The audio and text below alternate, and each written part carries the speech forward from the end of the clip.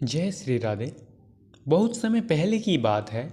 उत्तर भारत के एक छोटे से गांव में सोनपुर नाम का गांव था। यह गांव हरियाली और प्राकृतिक सुंदरता के लिए प्रसिद्ध था। यहाँ की धूप भी नरम और हवा भी मीठी लगती थी। लेकिन गांव की असली पहचान यहाँ के लोगों की ईमानदारी और मेहनत में थी। गांव में लगभग 200 घर थे और सभी लोग खेतीबाड़ी और पशुपालन से अपना जीवन यापन करते थे। सोनपुर का एक लड़का था, रामू। रामू का परिवार बहुत साधारण था। उसके पिताजी एक छोटे से खेत में काम करते और माँ घर संभालती थी। रामू पढ़ाई में होशियार था, लेकिन उसके परिवार की आर्थिक स्थिति इतनी अच्छी नहीं थी कि वह शहर जाकर पढ़ाई कर सके। रामू के गांव में एक पाठशाला थी, जहां गांव के बच्चे पढ़ाई करते। रामू हर रोज सुबह उठता, पहले अपने घर के छोटे छोटे काम करता, फिर खेतों में अपने पिता की मदद करता और उसके बाद स्कूल भागता। रामू का सपना था कि वह बड़ा आदमी बने और अपने गांव के बच्चों के लिए कुछ अच्छा करे। लेकिन गांव के अन्य बच्चे जो अमीर परिवार के थे, अक्सर रामू का मजाक उड़ाते। वे कहते, रामू तेरे जैसे गरीब लड़के से क्या होगा, बड़े शहरों में तो लोग तुम्हें मजाक उड़ाएंगे। लेकिन रामू हार नहीं मानता। वह हमेशा अपने पिता की बातें याद करता। बेटा, मेहनत का फल जरूर मिलता है, चाहे रास्ता कितना भी कठिन क्यों ना हो। रामू ने तय किया कि वह कभी भी किसी भी परिस्थितियों में हार नहीं मानेगा। एक दिन गांव में एक नए शिक्षक आए। उसका नाम था मिस राधा। मिस राधा शहर में आई थी और गांव के बच्चों की पढ़ाई में सुधार लाना चाहती थी।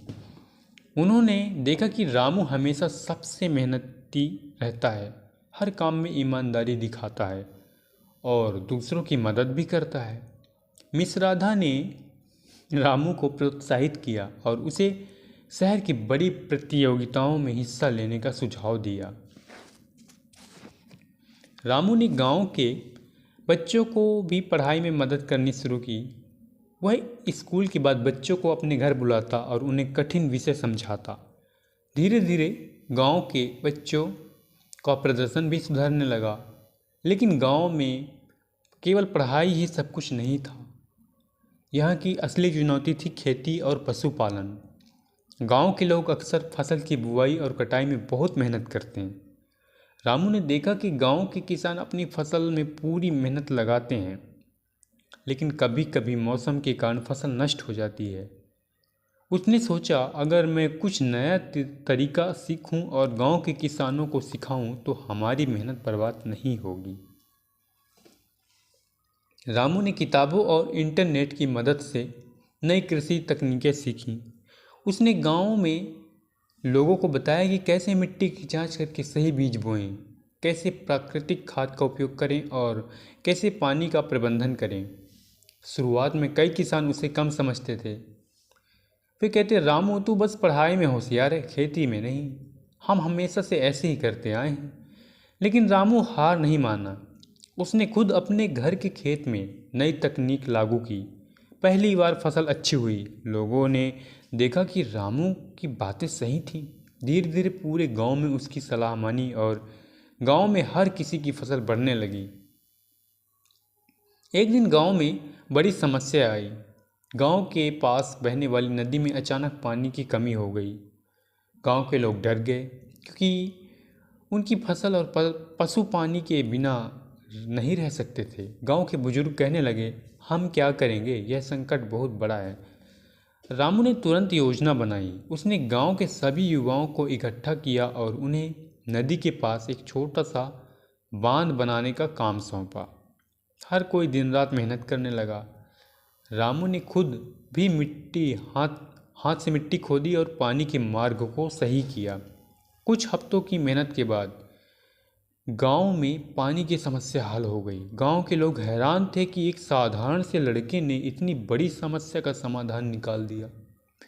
रामू ने सभी को बताया कि यह केवल उसकी नहीं बल्कि सभी की मेहनत थी।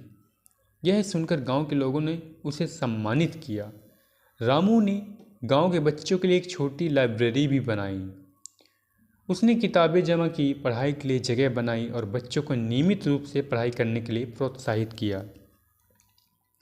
अब गांव के बच्चे भी बड़े सपने देखने लगे। उन्होंने देखा कि अगर मेहनत और ईमानदारी से काम किया जाए तो कुछ भी असंभव नहीं है।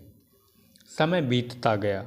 रामू बड़ा हुआ और शहर जाकर अपनी उच्च शिक्षा पूरी की, लेकिन उसने अपने गांव को नहीं छोड़ा।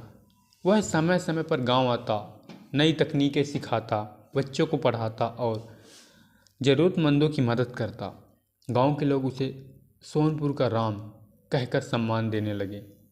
रामू की कहानी केवल एक लड़के की सफलता नहीं थी, बल्कि पूरे गांव की सीख बन गई। गांव के लोग अब समझ गए कि सच्ची मेहनत, ईमानदारी और एक दूसरे के लिए सहानुभूति ही जीवन में सफलता और सुख लेकर आती है। जय श्री राधे।